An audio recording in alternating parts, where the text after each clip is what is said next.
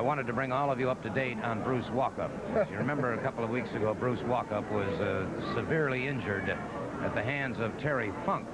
However, he had suffered a previous injury in a match against Ernie Ladd that occurred on Global Championship Wrestling, and something that I want to talk further about to you about that, if you don't mind. Well, Gordon Solie, why don't we let the fans take a look at the match, and let's not put the cart before the horse, and I think maybe it'll all become rather clear when they see. All right, let's just do that. Mr. Walkup, by the way, has been released from the hospital. He is at home in Eufaula, Alabama, recuperating. He is still unable to function and to make any money, I might add. But right now, let's take a look then. Let's go back and take a look at this match between Ernie the Cat Ladd and Bruce Walkup that occurred on Global Championship Wrestling.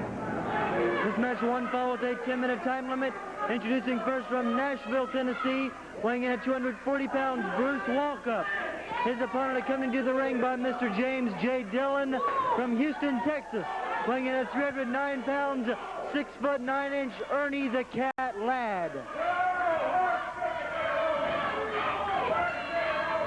Ernie the Cat Ladd moving out against Bruce Walkup, and somebody had a sign moving around on the far side of the ring. Dillon is a dip. Can I say? But he's got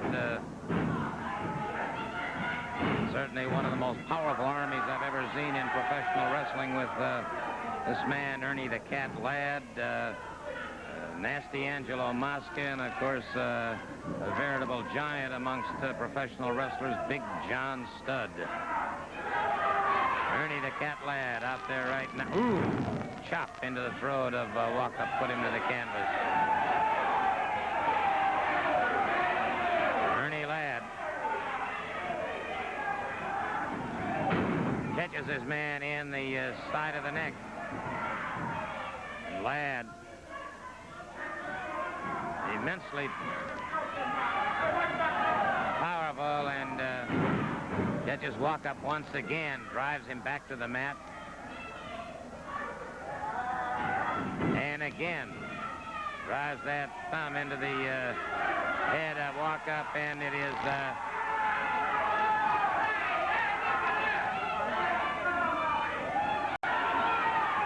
Walkup trying to make it back into the ring now.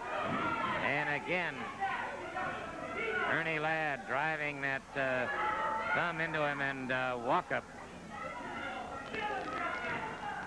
suffering the effects of that thumb now, and he catches him again. Walkup badly lacerated, and now Ladd driving and driving and driving on Walkup, catches him again, and Walkup writhing in pain and agony.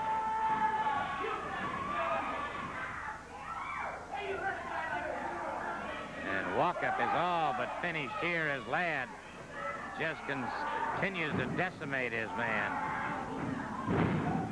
Walkup tried to veer away, he couldn't, and Ladd closes in on him once again. It's all over. It's all over. Ladd just destroyed this man. Let me get over and have a word with Mr. Dillon. Frankly, Gordon, I don't see what all the fuss is about. It's just another impressive victory and a string of victories. Bruce Walkup, go ahead. Say, ask me what you're going to ask. Here's the thing, Mr. Dillon. You see, I suspect something a little more serious here. My understanding, from what I've been able to gather from Bruce's wife, and he has 5 children, that he challenged you to a match. Listen, Gordon Solie. Bruce Walkup, we've been getting half stories and half truth. Bruce Walkup has been a welder all his life. He lives somewhere up in No Place, Alabama. Got a lot of nasty, dirty little kids running around that need a bath.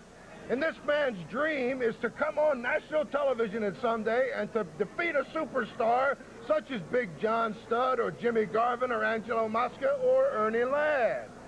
Thinking that at that moment he would become a superstar and the big hero of Eufaula, wherever that is, Alabama. Now, there's a certain amount of calculated risk involved with this type of dream, and the man just paid the price, and the matter should have been forgotten. But all of a sudden, I'm getting telegrams. I don't even know he can afford a telegram, let alone the fact that telephone to make one, issuing challenges to me. So, He don't know who he's messing with. I said, Bruce Walkup, come on down. I'll wrestle you right here on national television. You and I, one-on-one, because I like to keep in shape myself. And he got so excited about his moment of glory, he came down here 6 hours early. He's all dressed. He came wandering into the sportatorium. Here he found a cage. He's all confused. He's all excited. He goes inside the ring. Before he knows it, Terry Funk is there. The cage got locked. I came in, I saw what was happening. I tried everything in my power to stop this thing, because I have a little bit of compassion for Mr. Walkup. The end result, what? He's partially blinded in one eye. Even his welding career is going down the sewer at this point. And frankly, that's the breaks.